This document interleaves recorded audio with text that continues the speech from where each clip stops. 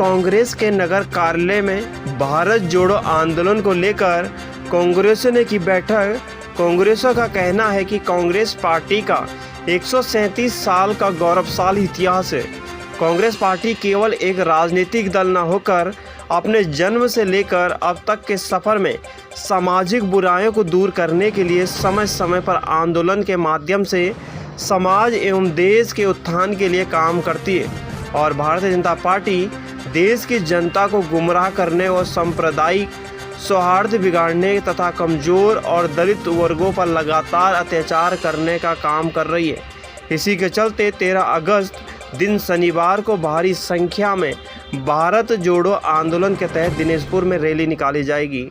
दिनेशपुर से संजीव गाइन की रिपोर्ट। ये हमारे कांग्रेस पार्टी के एआईसीसी के निर्देश पर आह्वान पर हमारे पूरे उत्तराखंड में क्या पूरे देश में ये भारत जोड़ो तिरंगा यात्रा चल रहा है। इसी के संदर्भ में हम कांग्रेस जन जो है कांग्रेस कार्यालय दिनेशपुर में बैठक कर रहे हैं। इसके आयोजन कर रहे हैं कि ये प्रोग्राम हम सक्सेस कर पाए और सक्सेस होगा भी। तो इसी के संदर्भ में हम सब लोग बैठे हैं कांग्रेस जन, तो इसी प्रोग्राम को सक्सेस करने के लिए बैठे हैं। और इसको हम लोग आजकल जो है देश में ये हालत हो गए हैं, लोग परेशान हैं, बेरोजगारी से परेशान है, महंगाई से परेशान है, तो जनता जो है परेशान होके अब सब सड़क पर उतर रहे हैं। तो इसी सड़क पे हम भी जनता के साथ उतर रहे हैं तिरंगा यात्रा लेके महंगाई बेरोजगारी के। देखिए, अभी कांग्रेस पार्टी द्वारा ऑल इंडिया लेवल पे 9 अगस्त 1942 के तर्ज पर भारत जोड़ो आंदोलन की शुरुआत किया था, करने जा रही है 9 अगस्त से। तो हम लोग उसी की तैयारी में बैठे हैं। हमारे यहाँ ये पदयात्राएँ होगी चक्की मोड़ से लेकर दिनेशपुर तक शनिवार के दिन 13 अगस्त को।